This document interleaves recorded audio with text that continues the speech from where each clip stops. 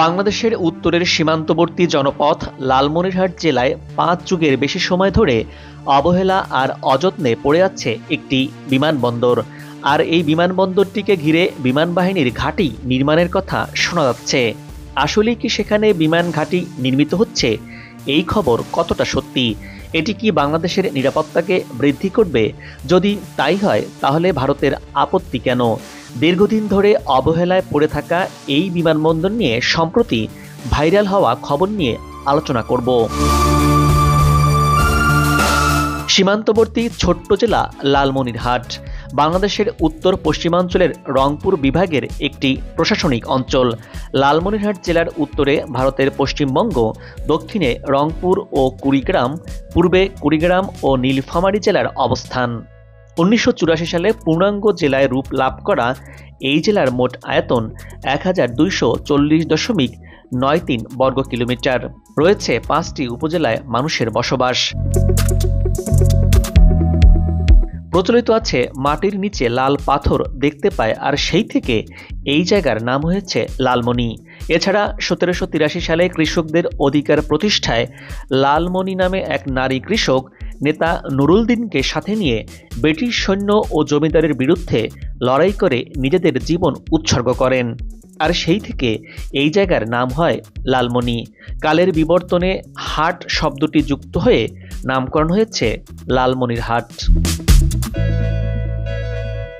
এই জেলা সদরই লালমনিরহাট বিমানবন্দর আর অ্যারোস্পেস অ্যান্ড এভিয়েশন বিশ্ববিদ্যালয় রয়েছে। আর এটি বাংলাদেশের একমাত্র অ্যারোস্পেস অ্যান্ড এভিয়েশন বিশ্ববিদ্যালয়, যেখানে এয়ারক্রাফট নির্মাণ, মেরামত, স্যাটেলাইট নির্মাণ, উৎক্ষেপণ, মহাকাশ গবেষণা সহ নানাবিধ প্রযুক্তির বিষয়ে গবেষণা করা হবে।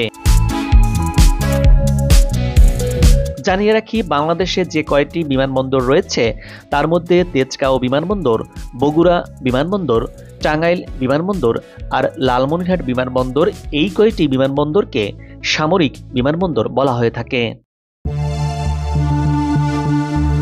ইতিহাস বলছে ১৯৩১ সালে ব্রিটিশ সরকার নেপাল, ভুটান ও ভারতের অন্তত ১৩টি অঙ্গরাজ্যের যাতায়াত সুবিধার্থে লালমনিরহাটের সদর উপজেলার মহেন্দ্রনগর ও হারাটি এলাকায় ১১৬৬ একর জমি অধিগ্রহণ করে বিমানঘাঁটি নির্মাণ শুরু করে।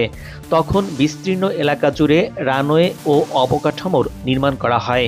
১৯৩৯ থেকে ১৯৪৫ সালে দ্বিতীয় বিশ্বযুদ্ধের চলাকালে ব্রিটিশরা লালমনিরহাটকে একটি সামরিক বিমানঘাঁটি হিসেবে ব্যবহার করেছিল। সে সময় এটি মূলত জাপানি আগ্রাসন, বার্মা যা বর্তমান মিয়ানমারের দিকে নজরদারির জন্য একটি গুরুত্বপূর্ণ ভূমিকা পালন করে এই বিমান ঘাঁটি। কিন্তু ১৯৪৫ সালে যুদ্ধ শেষ হওয়ার পর নতুন করে ব্যবহার হয়নি। ১৯৪৭ সালে দেশ ভাগের পর এটি পূর্ব পাকিস্তানের অন্তর্ভুক্ত হয়। এরপর ১৯৫৮ সালে স্বল্প পরিসরে বিমান পরিষেবা চালু হলেও তা বেশি দিন স্থায়ী হয়নি। বিমানবন্দরের ব্যবহার ছিল একেবারে সীমিত। স্বাধীনতার পর বাংলাদেশ সরকার এটিকে সামরিক কাজে ব্যবহার করার পরিকল্পনা করে, কিন্তু এটির সঠিক উন্নয়ন পরিকল্পনার অংশ হিসেবে এটি পুনরায় চালু করা সম্ভব হয়নি। সবশেষ ২০১৯ সালের ১৩ মার্চ এই বিমানবন্দরটিকে পুনরায় চালু করার উদ্যোগ নেওয়া হয়েছিল। এবার আসি চিকেন নেক করিডোর প্রসঙ্গে। ভারত চীন সীমান্তে প্রায় আলোচনায় উঠে আসে শিলিগুড়ি করিডোর, যেটি চিকেন নেক হিসেবে পরিচিত। এটি এতই সরু যে ম্যাপে একটু কল্পনা করলেই মনে হয় একটি মুরগির গলার মতো।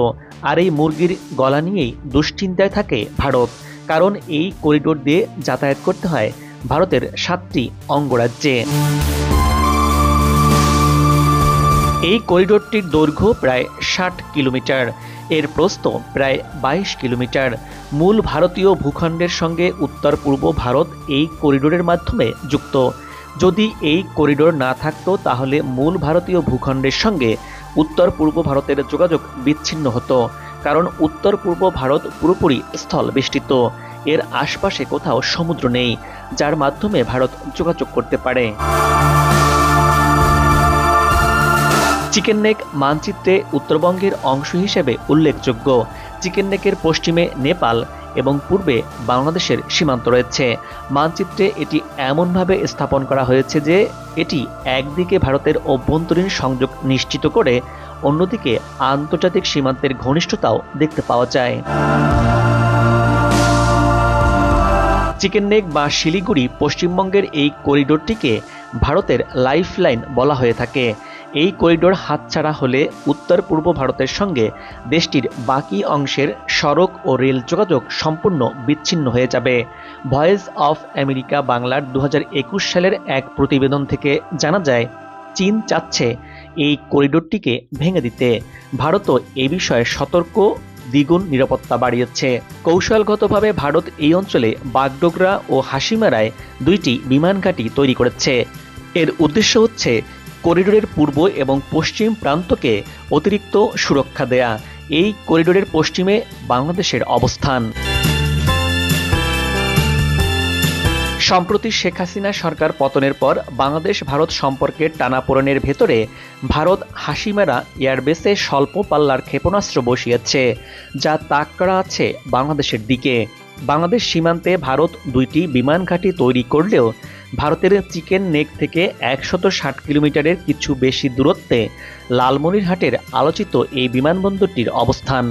যদি লালমনিরহাটে বাংলাদেশ বিমান ঘাঁটি তৈরি করে, তাহলে ভারতের আপত্তি কেন? এখন প্রশ্ন হচ্ছে, বাংলাদেশ কি সত্যি এখানে বিমান ঘাঁটি নির্মাণ করতে যাচ্ছে? এ নিয়ে সম্প্রতি ইউটিউব এবং সোশ্যাল মিডিয়ায় যথেষ্ট উদ্ভট আর বানোয়াট মনগড়া ভিডিও ভাইরাল হয়েছে। সেই সাথে আন্তর্জাতিক সম্পর্ক বিশ্লেষকরাও টকশোতে নানাবিধ কথা বলছেন। আর এর প্রেক্ষিতে এবার প্রশ্ন উঠছে, বর্তমান সরকার লালমনিরহাটে বিমান ঘাঁটি তৈরির উদ্যোগ নিচ্ছে কিনা। এ বিষয়ে বিভিন্ন তথ্য জানার চেষ্টা করে যা পাওয়া গেল আর তা হলো, চীনের প্রযুক্তিগত সহায়তায় চিকেন নেকের কাছে এশিয়ার 2য় বৃহত্তম বিমান ঘাঁটি নির্মাণ করবে বাংলাদেশ বিমান বাহিনী। এমন দাবি সত্য নয় বলে জানিয়েছে ফ্যাক্ট চেকিং প্রতিষ্ঠান রিউমার স্ক্যানার। সেই সাথে আইএসপিআর এর বরাত দিয়ে রিউমার স্ক্যানার বলছে বিমান ঘাঁটিটি বর্তমানে পরিত্যক্ত অবস্থায় রয়েছে, কোনো কার্যক্রম নেই। বিমানবন্দর চালুর বিষয় নিয়ে নতুন কোনো আলোচনাও হয়নি। এ নিয়ে সাম্প্রতিক কোনো তথ্যও নেই। এছাড়া সরকারের তরফ থেকেও কেউ বলেনি লালমনিরহাটে বিমান বাহিনীর ঘাঁটি তৈরি করা হচ্ছে। জানা যায়, এই বিমানবন্দরটি বর্তমানে 600 থেকে 800 একর এলাকা জুড়ে বিস্তৃত। বলা হচ্ছে দক্ষিণ এশিয়ার 2য় বৃহৎ সামরিক বিমান ঘাঁটি হতে পারে এটিকে সামরিক কাজে ব্যবহারের জন্য আরও সম্প্রসারণের পরিকল্পনা রয়েছে। যদি এটিকে আধুনিক এয়ারবেস হিসাবে গড়ে তুলতে চায় সরকার, তাহলে কি করতে হবে? 1. রানওয়ের উন্নয়ন করতে হবে। এখানকার বর্তমান রানওয়ে প্রায় 2300 মিটার, কিন্তু একটি বড় সামরিক বিমান ওঠানামার জন্য প্রয়োজন হয়ে পড়বে অন্তত 3000 মিটার রানওয়ে। সেনা স্থাপন করতে হবে। সেনাদের জন্য আবাসিক প্রশিক্ষণ কেন্দ্র এবং জরুরি পরিস্থিতিতে কার্যক্রম পরিচালনার জন্য বিশেষায়িত ভবন তৈরি করতে হবে। আধুনিক রাডার ও নজরদারি সিস্টেম স্থাপন। আধুনিক রাডার এবং স্যাটেলাইট ব্যবস্থা যোগাযোগের মাধ্যমে এই ঘাঁটির নজরদারির সক্ষমতা বাড়ানো। শান্তিকামী দেশ হিসেবে বাংলাদেশ সবসময় চেয়েছে নিজের ভূখণ্ডের নিরাপত্তা, কাউকে আক্রমণ করার জন্য নয়, নিজের সুরক্ষার জন্য, অভ্যন্তরীণ শান্তি শৃঙ্খলা ফেরাতে এবং দুর্যোগ দুর্বিপাকে সামরিক শক্তিকে কাজে লাগিয়ে আসছে বাংলাদেশ। এখন কথা হচ্ছে, লালমনিরহাটে বিমান ঘাঁটি কেন জরুরি? এর কারণ ভারত ও চীনের কারণেই। বাংলাদেশ, ভারত, ভুটানের কাছে এই জায়গাটি ভীষণ সংবেদনশীল। একদিকে চিকেন নেকের সংবেদনশীল অবস্থান, ভারতের দোকলাম সংকট, চীনের আগ্রাসী বিস্তার, যা আঞ্চলিক নিরাপত্তাকে নতুনভাবে সংজ্ঞায়িত করছে। যার ফলে 7 সিস্টার্স অঞ্চল ঘিরে ভারত চীনের ঝুঁকি নতুন কিছু নয়। চীন ভারতের অরুণাচল প্রদেশকে দক্ষিণ তিব্বতের অংশ বলে মনে করে এবং দোকলামের মতো অঞ্চলে তাদের সামরিক পদক্ষেপ এই সংঘাতকে আরও বাড়িয়ে তুলেছে। এমন পরিস্থিতিতে এই অঞ্চলে যদি বড় কোনো সামরিক সংঘাত শুরু হয়, তাহলে এর প্রভাব সরাসরি বাংলাদেশেও পড়তে পারে, কারণ বাংলাদেশের উত্তরাঞ্চল সেভেন সিস্টার্স এবং ভারত চীন সীমান্তের খুব কাছাকাছি। ফলে ভারত ও চীনের মধ্যে যদি সরাসরি সংঘাত হয়, বাংলাদেশের জন্য তা চ্যালেঞ্জ তৈরি করতে পারে। ভূখণ্ডের ব্যবহার, শরণার্থী প্রবেশ এবং সীমান্তে নিরাপত্তা, এমন পরিস্থিতিতে লালমনিরহাট বিমান ঘাঁটি বাংলাদেশের জন্য কয়েকটি দিক নিশ্চিত করতে পারে। আর তা হলো নিজস্ব ভূখণ্ডের নিরাপত্তা, সীমান্তে নজরদারি, দুর্যোগ মোকাবেলা এবং আন্তর্জাতিক সহযোগিতার ভারসাম্য রক্ষা করা। এই বিমান ঘাঁটি নির্মিত হয়, তাহলে চিকেন নেক করিডোরের কাছে হওয়ায় ভারতের আপত্তির কারণ হতে পারে, কারণ ভারত ও চীনের ক্রমবর্ধমান প্রভাবকে তাদের নিরাপত্তার জন্য হুমকি বলে মনে করে, যার কারণে ভারত তার কৌশলগত কারণে লালমনিরহাটে একটি বিমান ঘাঁটি হোক, ভারত তা চায় না। ভারত মনে করে বাংলাদেশের সামরিক শক্তির প্রভাব ভারতের আঞ্চলিক নিরাপত্তার ওপর প্রভাব ফেলতে পারে। সময় গড়িয়ে যাওয়ার সাথে সাথে বাংলাদেশ এগিয়ে যাচ্ছে। সেই এগিয়ে যাওয়ার সাথে বাংলাদেশ হয়েছে আধুনিক। বাংলাদেশের ওপর নজর পড়েছে উন্নত দেশের।